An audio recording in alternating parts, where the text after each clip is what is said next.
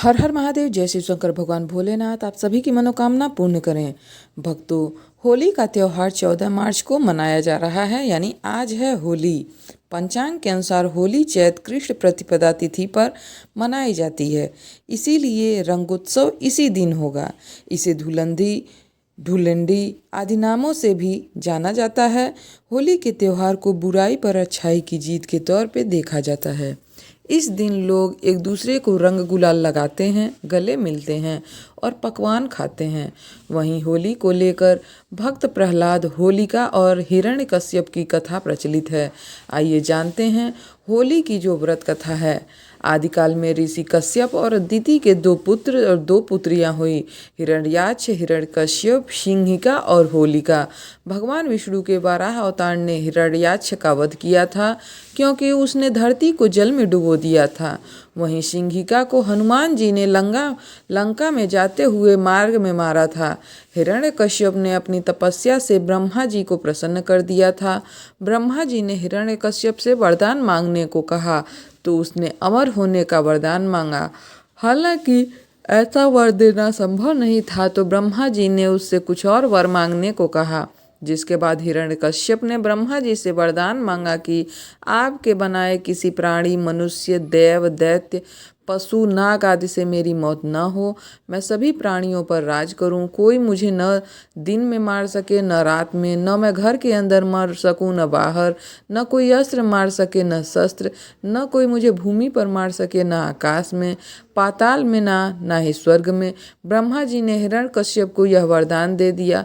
हिरण्यकश्यप वरदान पाकर अपने राज्य में लौट आया, तो उसमें अहंकार का भाव आ गया। उसने अत्याचार करना शुरू कर दिया। वह ऋषि मुनियों को प्रताड़ित करने लगा, देवताओं को दास बनाने लगा, पूजा पाठ, यज्ञ आदि में विघ्न बाधाएं डालने लगा। वह यही नहीं रुका, उसने देवताओं की पूजा करने के बजाय अपनी पूजा करने का आदेश दे दिया। इसी बीच उसके घर में प्रहलाद का जन्म हुआ।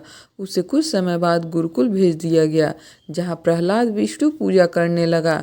जब यह बात हिरण्यकश्यप को पता चला, तो वह क्रोधित हो उठा। उसने कई प्रयास किए कि प्रहलाद विष्णु पूजा करना छोड़ दे, लेकिन उसमें वह असफलता उसको हाथ लगी। इसके बाद प्रहलाद को मारने की कोशिश बहुत बार की गई। उसे विष दिया गया, हाथियों के पैरों से कुचलने का प्रयास किया गया, पर्वत से नीचे फेंका गया। इसके अलावा भी कई प्रयास किए गए, लेकिन भक्त प्रहलाद को कुछ नहीं हुआ। इसके बाद ब्रह्मा जी ने अग्नि में नहीं जलने का वरदान पाने वाली हिरण्यकश्यप की बहन होलिका की मदद ली गई। फाल्गुन पूर्णिमा के दिन होलिका अपनी गोद में प्रहलाद को लेकर बैठ गई, लेकिन होलिका तो जल गई, पर प्रहलाद को कुछ नहीं हुआ। दरअसल होलिका को अहंकार हो गया था कि वह अग्नि में नहीं जलेगी, जबकि उसे यह वरदान था कि उसे आग से तब तक नुकसान नहीं पहुंचेगा जब तक वह किसी सद्गति वाले मनुष्य का अहित करने की न सोचे। होलिका के जलने के बाद हिरण्यकश्यप काफ़ी क्रोधित हो गया और उसने प्रहलाद को भरी सभा में एक खंभे में बांध दिया। उसने गुस्से में प्रहलाद से पूछा कि किसकी वजह से तू मेरी आज्ञा नहीं मानता है। इस पर प्रहलाद ने अपने पिता से आसुरी स्वभाव छोड़ने और समता भाव को अपनाने की प्रार्थना की। इससे हिरण्यकश्यप आग बबूला हो गया। उसने कहा कि तू मेरे सिवा किसी और को जगत का स्वामी मानता है। कहाँ है वो? क्या इस खंभे में है?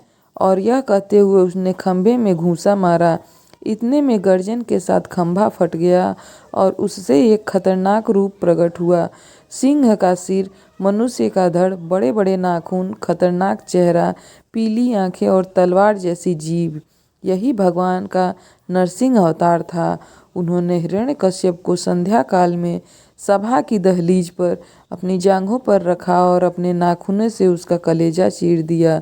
नरसिंह भगवान ने हिरण्यकश्यप को न दिन में मारा, न ही रात में, न बाहर मारा, न अंदर, न जमीन पर मारा, न आसमान पर, और न ही अस्त्र से मारा, न शस्त्र से। इस तरह ब्रह्मा जी के वरदान का मान भी रह गया। इसके बाद प्रहलाद ने नरसिंह भगवान की प्रार्थना की, तब जाकर नरसिंह भगवान का क्रोध शांत हुआ। जय नरसिंह भगवान।